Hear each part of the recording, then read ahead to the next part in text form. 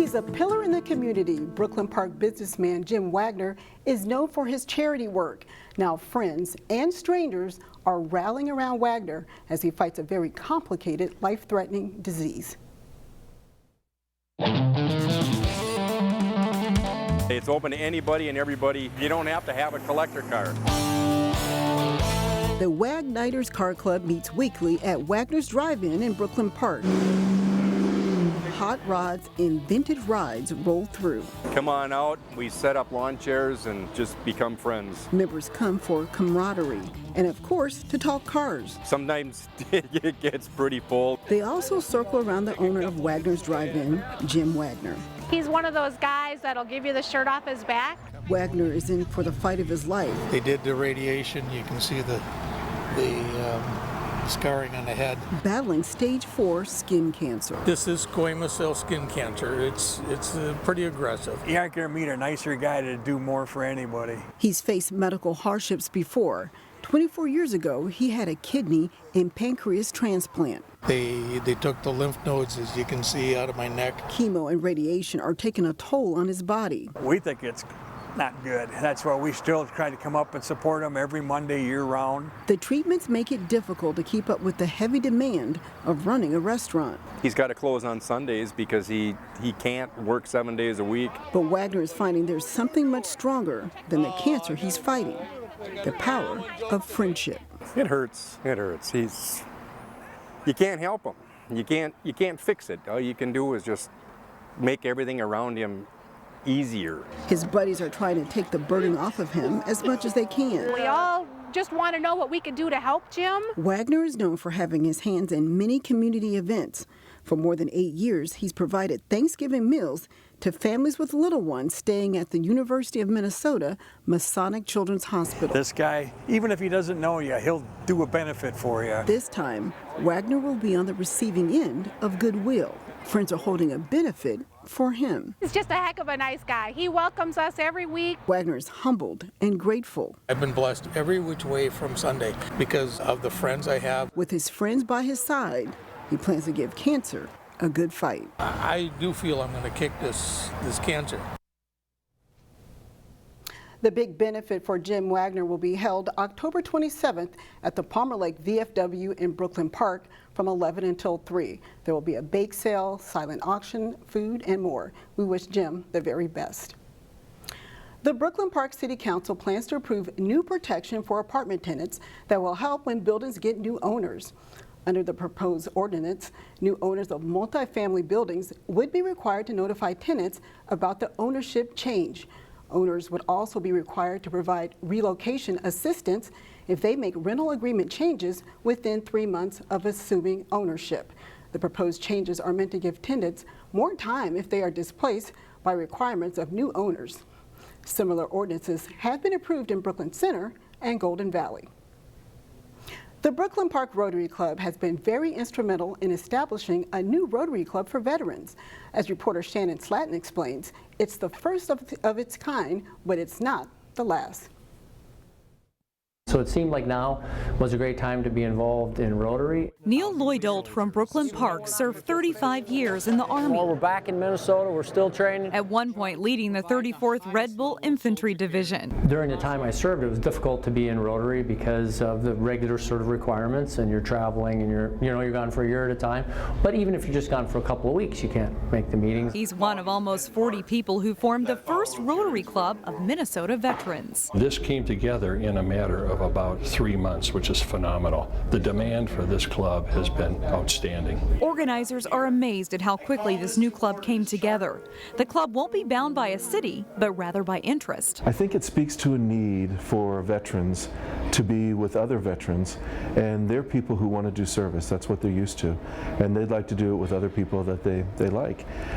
We don't limit it to just veterans. When the opportunity came along to be a supporting member to help charter this particular veteran club, our entire club got behind that effort. Other clubs like the Brooklyn Park Rotary Club helped form this new veterans group, a group obviously already familiar with the club's motto, service above self. Those of us who have the ability to give back to other people should. That's what I think. Shannon Slatton, CCX News. This summer, the Terrace Theater exhibit at Robin Gallery drew record crowds, and that caught the attention of folks from the Hennepin History Museum. Organizers of the Terrace Legacy Project have announced that they've been contacted by the Hennepin History Museum to host the exhibit for an extended run. Terrace Theater historians say they are still finalizing the dates, but are hoping for a 6-month run with an opening in early 2020. A Maple Grove resident is keeping her grandmother's story alive. Sarah Hanley spent 2 years writing a novel titled Mataka, which means mother in Polish. Hanley's book is based on her grandmother's hardships and separations of families during and after World War II. It talks about how we all have that immigrant background, and our families could have been here for hundreds of years, but there's still that experience, and often it's a very traumatic one. Both her grandparents passed away in 1998, and both suffered from Alzheimer's. Hanley will donate a portion of the sales of her book to the Alzheimer's Association.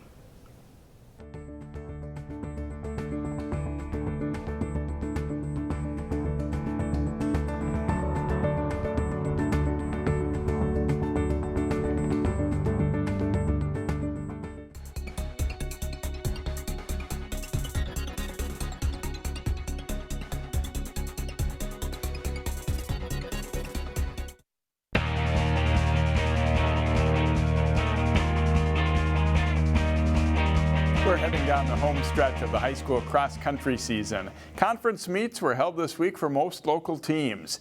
The rain holding off for the start of the Northwest Suburban girls race at Elk River Golf Club. And it's all District 279 at the front of the pack. Osseo sophomore Lex Davis wins in a time of 19:27.10. Maple Grove sophomore Lindsay Young is the runner-up with Jules Davis of Osseo third. Team-wise, Andover wins with Maple Grove second and Osseo third. The boys, though, run in a steady rain. It's a win for Osseo here also. McKinnon-McCorrow takes first in 16:42.50. Champlain Park's Connor Preston is second and CJ Young of Maple Grove third. Maple Grove wins the team title with Armstrong second. The Lake Conference meet also featured 2 individual champs from the same local school. The girls up first at the conference meet at Gale Woods. Young runners dominate the top spots. Wayzata freshman Abby Nekanicki is the winner in a time of 18:09.3. Hopkins 7th grader Sydney Drevlo takes third. Wayzata's Grace Link finishes strong for 8th place, and the Trojans are second as a team. On the boys' side, Wayzata senior Shawaib Hussein wins in a time of 16:04.4. Hopkins' Nico Schmansky and Benjamin Haberman take 9th and 10th place. Also, the Heritage boys won the MCAA meet. Breck's road to state in girls tennis goes through their biggest rival, 4-time defending state Class A champion Blake. The Mustangs and Bears met for the Section 4 title. 4 singles, Lindsay Putnam serving for Breck, Allison Jay in the far court for Blake, and Jay wins the forehand winner. Later, Jay rips the ace serve as she wins in straight sets for the Bears. Third singles, Bella Suk for Blake, Ava Warford for Breck. Suk strokes a backhand winner here. Then Suk hits Warford on the run and finishes with a forehand. She takes the match 6-0, 6-1. 2 singles, Alex Kozakowski serving for Breck. Sonia Bagg will get on top of the forehand and rip the winner on her way to a victory.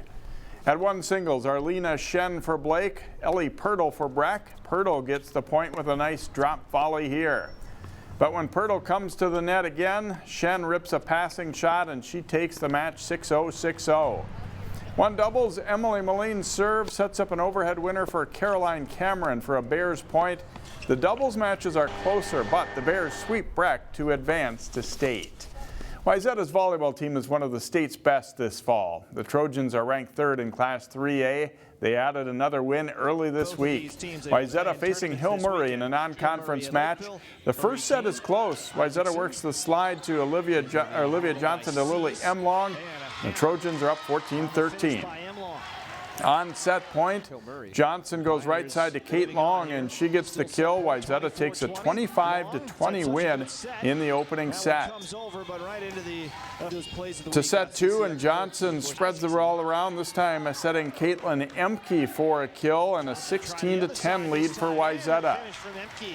And they roll from there. Sophie Jesuits on the attack from the left side finds an opening in the middle of the court, and the Trojans win set 2 25-12. And they are in control throughout set number 3 as Wayzata gets the sweep over Hill Murray.